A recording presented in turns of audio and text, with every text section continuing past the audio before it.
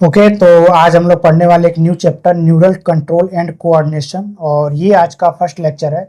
इसलिए इसमें हम सिर्फ और सिर्फ इसके इंट्रोडक्शन के बारे में बात करेंगे और देखेंगे कि इस चैप्टर में हमें क्या क्या पढ़ना है। तो वो वीडियो आपको धीरे धीरे करके नेक्स्ट वाले वीडियो में मिलता रहेगा। सो इस चैप्टर को मैं स्टार्ट करूँ उससे पहले आपने एक वर्ड सुना होगा, होम्योस्टैसिस। होम्योस्टैसिस होम्योस्टैसिस होम्योस्टैसिस का मतलब क्या होता है? होम्योस्टैसिस के नेम से पता चलता है कि होम मीन्स होता है समान, स्टैसिस मतलब होता है स्टेबल रखना या स्थिर अवस्था में रखना। So maintenance of integrity of our body is called maintenance of integrity of our body is called homeostasis. मतलब क्या? मतलब ये कि हमारे बॉडी में जो चीज़ जैसे बना है, जिस मात्रा में बना है, जहाँ पर बना है वो वैसे ही होना चाहिए, उसमें कोई भी चेंजेस नहीं होना चाहिए। अगर उसमें कोई भी चेंजेस होता है तो हमारे बॉडी में प्रॉब्लम होता है, डिजीज़ होता है। जैसे आप ये समझो कि हमारे बॉडी में जो ब्लड होता है वो होता है 5.5 लीटर, जो कि नॉर्मल होता है। तो हमारे बॉडी में 5.5 लीटर ब्लड होता है, तो ये इतना ही होना चाहिए, ना कि इससे ज़्यादा ना कि इससे कम। वैसे ही हमारे बॉडी का जो टेम्परेचर होता है वो होता है 98.6 डिग्री फ़ारेनहाइट। तो जो हमारा बॉडी टेम्परेचर 98.6 डिग्री फ़ारेनहाइट बना है, तो ये इतना ही होना चाहिए, ना कि इससे ज़्यादा ना कि इससे कम।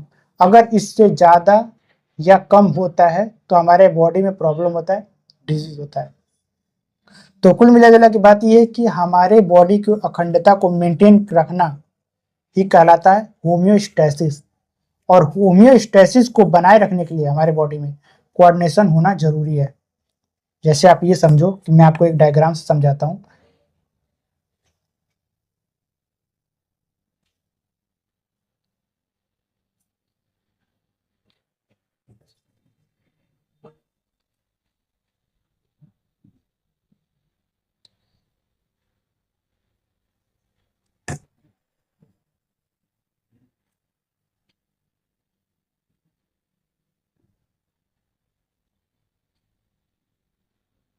ये बना दिया मैंने लार्ज इंटेस्टाइन,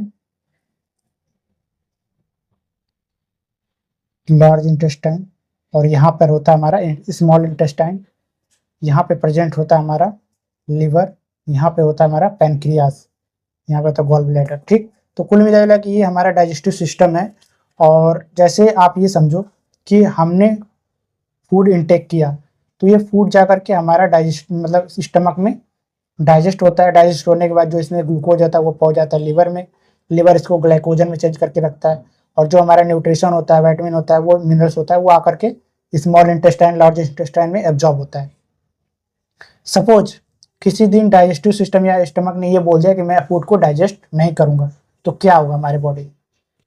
जब हमारा फूड डाइजेस्ट नहीं होगा तो हमारे बॉडी में ग्लूकोज बनेगा नहीं। ग्लूकोज नहीं बनेगा तो हमें बॉडी में एनर्जी आएगा नहीं। वैसे ही अगर हमारा फूड डाइजेस्ट नहीं होता है तो हमारा जो मिनरल्स होता है, जो हमें न्यूट्रिशन चाहिए होता है, वो हमें न्यूट्रिशन मिलेगा नहीं, इसलिए हमारे बॉडी में न्यूट्रिशन की कमी हो जाएगी। ऐसे ही जब हम पानी पीते हैं, ठीक, पानी पीते हैं तो हमारा जो किडनी होता है वो यूरिन फॉर्मेशन करता है। ठीक, यूरिन फॉर्मेशन करके उसको गॉल ब्लैडर में देता है। गॉल ब्लैडर के बाद यूरेथ्रा के थ्रू बाहर आ जाता है। सपोज किसी दिन किडनी ने ये बोल दिया कि मैं यूरिन फॉर्मेशन नहीं करूंगा, तो क्या होगा? हमारे बॉडी में आयनिक इम्बैलेंस हो जाएगा, मतलब यूरिक एसिड बढ़ जाएगा, जिसकी वजह से हमें पेन होगा, प्रॉब्लम होगी। तो कुल मिलाजुला की बात यह है कि हमारे बॉडी में ऑर्गन टू ऑर्गन कोऑर्डिनेशन होना जरूरी है होम्योस्टैसिस को मेंटेन करने के लिए। कोऑर्डिनेशन को बनाए रखने के लिए हमारे बॉडी में दो सिस्टम काम करता है। जैसे पहला होता है न्यूरल कोऑर्डिनेशन, या इसी को हम बोलते हैं नर्वस सिस्टम। दूसरा होता है केमिकल कोऑर्डिनेशन, या इसी को हम बोलते हैं इंडोक्राइन सिस्टम। तो हमारे बॉडी में कोऑर्डिनेशन को बनाए रखने के लिए, सामंजस्य को बनाए रखने के लिए दो सिस्टम काम करता है। वो होता है न्यूरल कोऑर्डिनेशन सिस्टम या फिर केमिकल या नर्वस सिस्टम, या फिर दूसरा होता है केमिकल कोऑर्डिनेशन या इंडोक्राइन सिस्टम। तो हमारे बॉडी में कोऑर्डिनेशन को मेंटेन करने के लिए दो सिस्टम काम करता है। पहला होता है न्यूरल कोऑर्डिनेशन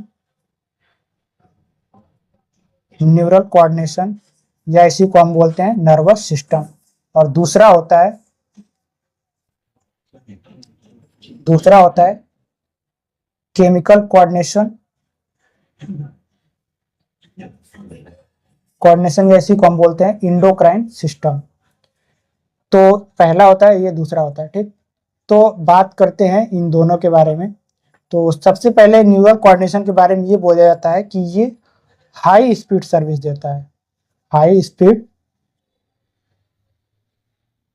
देता है, जबकि इसके बारे में बोला जाता है ये स्लो स्पीड सर्विस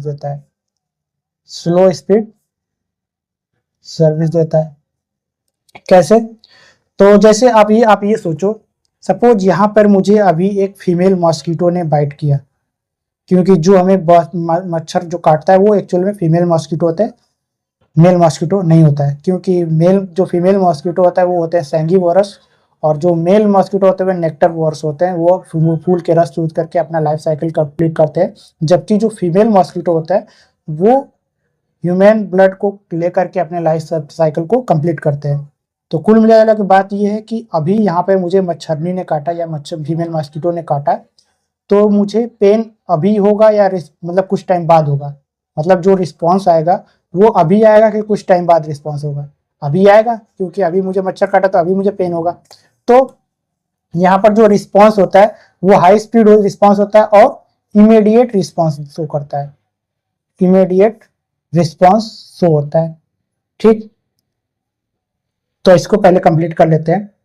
तो एक बात और बताओ कि अगर मुझे यहाँ पर मच्छरनी ने काटा, ठीक, फीमेल मॉस्किटो ने काटा, तो मैं यहाँ पर ऐसे खुजली करूं तो पेन अभी खत्म होगा कि बहुत टाइम लगेगा खत्म होने में? अभी खत्म हो जाएगा, कुछ टाइम में खत्म हो जाएगा। तो इसका जो रिस्पॉन्स होता है वो शॉर्ट लिव्ड रिस्पॉन्स होता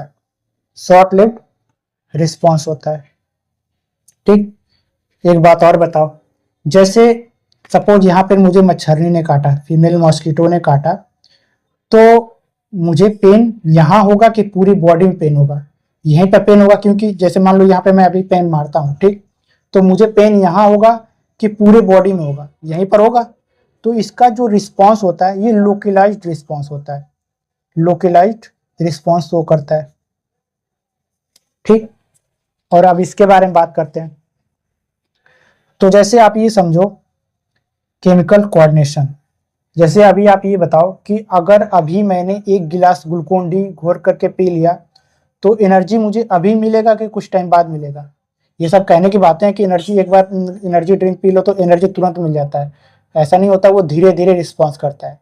तो जो केमिकल कोऑर्डिनेशन होता है वो डिले रिस्पॉन्स शो करता है, डिले रिस्पॉन्स आता है इसमें।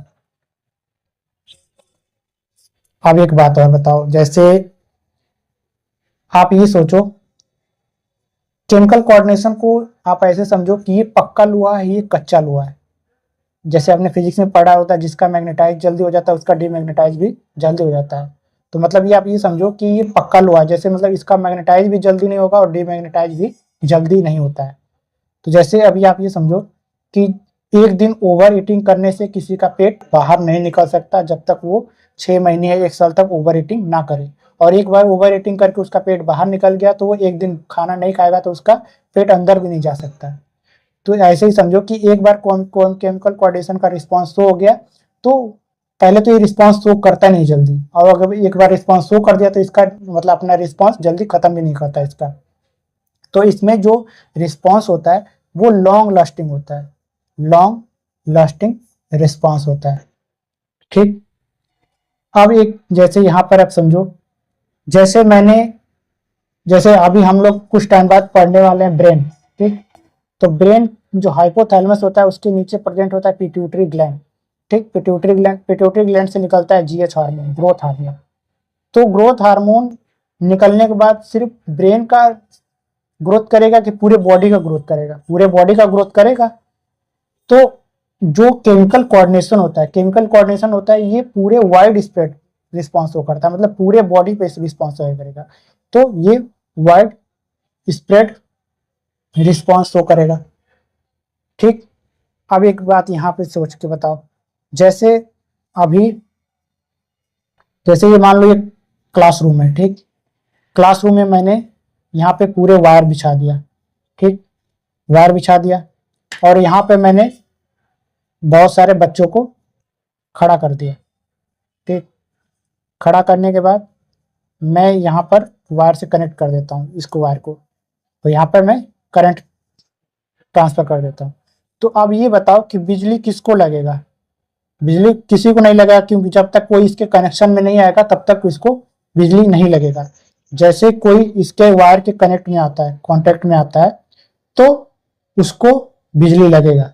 तो जो इसमें न्यूरल कोऑर्डिनेशन सिस्टम होता है, इसमें पॉइंट टू पॉइंट कनेक्शन होता है, पॉइंट टू पॉइंट कनेक्शन देखने को मिलता है।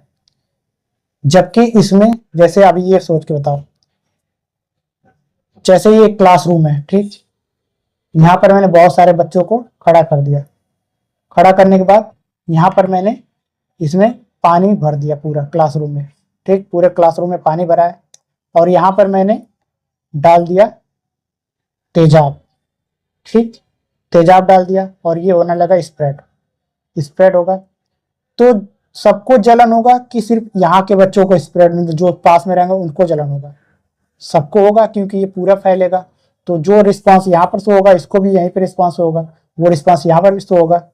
तो जो इसका मतलब, इसमें जो कनेक्शन होता है केमिकल कोऑर्डिनेशन में, वो डिफ्यूज टाइप कनेक्शन होता है, डिफ्यूज टाइप कनेक्शन होता है, ठीक। अब एक बात और बताओ, जैसे मैंने अभी बताया कि यहां पर मुझे अभी मच्छरनी ने काटा, ठीक, तो जो मुझे यहां से मैसेज जाएगा बॉडी, मतलब ब्रेन को, वो किस रूप में जाएगा? केमिकल के रूप में जाएगा कि इलेक्ट्रिकल इंपल्स के रूप में जाएगा? इलेक्ट्रिकल मतलब करंट के रूप में कैसे जाएगा मैसेज? इलेक्ट्रिकल इंपल्स के रूप में जाएगा, क्योंकि केमिकल यहाँ से केमिकल ट्रांसफर होने धीरे धीरे स्लो स्पीड होता है। तो जो हमारा जो यहाँ पर जो रिस्पॉन्स होगा न्यूरल का, वो इलेक्ट्रिकल इंपल्स के रूप में था, क्योंकि इलेक्ट्रिकल का स्पीड काफ़ी तेज होता है। तो इसमें जो मैसेज ट्रांसफर होगा वो in the form of electrical impulse के रूप में फॉर्म होगा।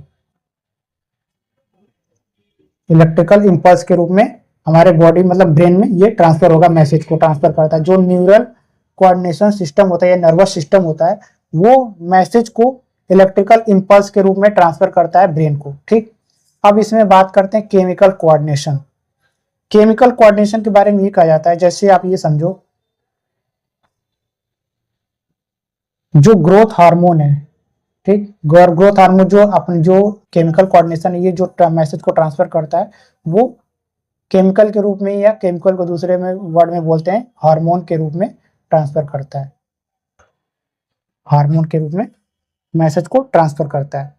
और सबसे अच्छी बात इसमें ये है कि जो नर्वस सिस्टम होता है और एंडोक्राइन सिस्टम होता है, ये एक दूसरे के इंटर डिपेंडेंट होते हैं, मतलब दोनों मिलजुल करके काम करते हैं, ठीक। तो ये हो गया हमारा न्यूरल कोऑर्डिनेशन सिस्टम और केमिकल कोऑर्डिनेशन सिस्टम। और इसके बाद हम पढ़ने वाले हैं नर्वस सिस्टम के बारे में, और एंडोक्राइन सिस्टम के बारे में हम पढ़ेंगे बाद में, और नर्वस सिस्टम को हम नेक्स्ट वाले वीडियो में देखेंगे। तो बस मिलते हैं आपसे नेक्स्ट वाले वीडियो में।